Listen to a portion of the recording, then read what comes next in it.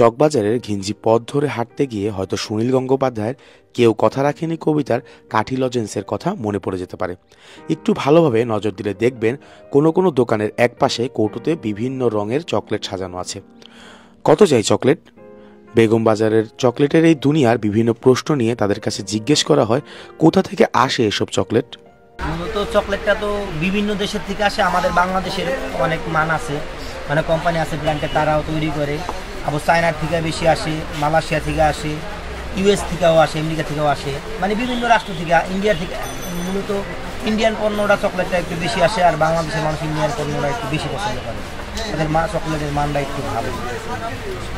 তাদের কাছে জিজ্ঞেস করা হয় চকবাজারে এই চকলেটের দোকানগুলোতে কোন ধরনের পণ্যর বেশি চল রয়েছে, সেটা কি দেশি চকলেট নাকি বিদেশি চকলেট? দেশি পণ্যর তুলনায় বিদেশি পণ্যর চাহিদা মূলত হইল, দেশি পণ্যটা আমাদের বাংলাদেশের 64 জেলায় বিভিন্ন মানে পুরাটা জেলায় দেশি পণ্যটাই চাহিদা বেশি। কিন্তু এগুলো উচ্চ থেকে নিম্নবিত্ত সকল ব্যক্তি খেতে পারে।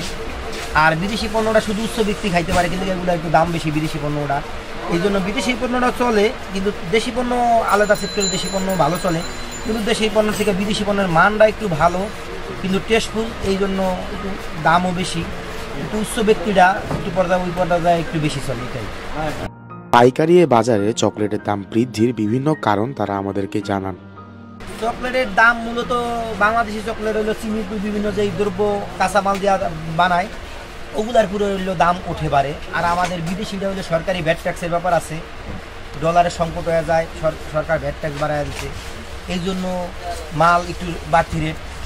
আর মালের রেট এখনও ডাউন হয় না, আগে হইতো, কিন্তু এখন ডাউন হয়। ধরেন এক আইটেম 4-5 জনে আনছে, কিন্তু বিক্রি করতে পারতেছে না। মার্কেটে চাহিদা 100 কারণে মানুষ ইনপুট করে আলাইছে 500 কারণে, ওই সময় একটু ডাউন খায়, মানুষ লসে বিক্রি করে। এমনিতে হইলো বিদেশি চকলেটের বর্তমানের মানে অনেক হাই রেট। আগে যা আমরা বিক্রি করতাম কিনতাম, এইগুলা থেকে অনেক হাই রেট, দাম বেশি। চকলেট বিক্রির কি আদৌ কোনো মৌসুম রয়েছে? আমাদের চকলেটের মূলত সিজন হচ্ছে শীত। শীতের ভিতরে কোনো মাল বলে না, এখন শীতের ভিতরে সব। তারপর হচ্ছে আপনার নাইকেলের নাড়ু, কদমা, সনপাপড়ি। এখন হলো গরমের ভিতরে সব চকলেট আইটেম। শীতের ভিতরে চকলেট এগুলো চলে, আর গরমের ভিতরে আইস ললি, রোবো, দই পানি, তারপরে হচ্ছে আপনার আইস পপ, এগুলো আর কি গরমের ভিতরে স্যালাইন, তারপরে হচ্ছে আপনার ট্যাং। আমরা আর কি সিজনাল আইটেমগুলো বেশি, যেমন শীতের সময় শীতের আইটেম, আবার যখন গরম আসবে গরমের আইটেম। বিভিন্ন কোম্পানি চকলেটে তাদের দাম নির্ধারণ করে দিয়ে থাকে এই ধরনের পাইকারি বাজারে। যেই চকলেটের মান সবচেয়ে ভালো, সেই চকলেটের দামও বেশি হয়ে থাকে। না, মানে বাংলাদেশের পণ্য যেগুলো আছে এগুলোর ভিতরে যে বললাম না যে কোম্পানি আছে, কোম্পানি বুঝে আর কি রেট। অনেকের মালের ডাউন কম, কারো মালের কোয়ালিটি অনেক হাই, এগুলো রেট বেশি। পাইকারি এই চকলেটের দোকানে কখনো কি খুচরা চকলেট বিক্রি করা হয়?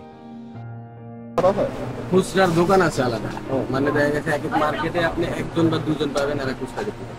খুচরা বলতে তাও এরকম বৈরম করে নিতে হবে, কোনো মাল আপনার ওই খুচরা বিক্রি করে না।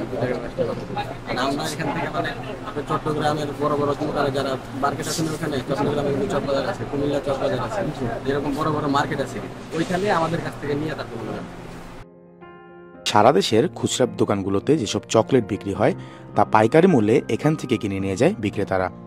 দূর থেকে ভারী রঙের এসব চকলেট চোখে ভীষণ আরাম দেয়।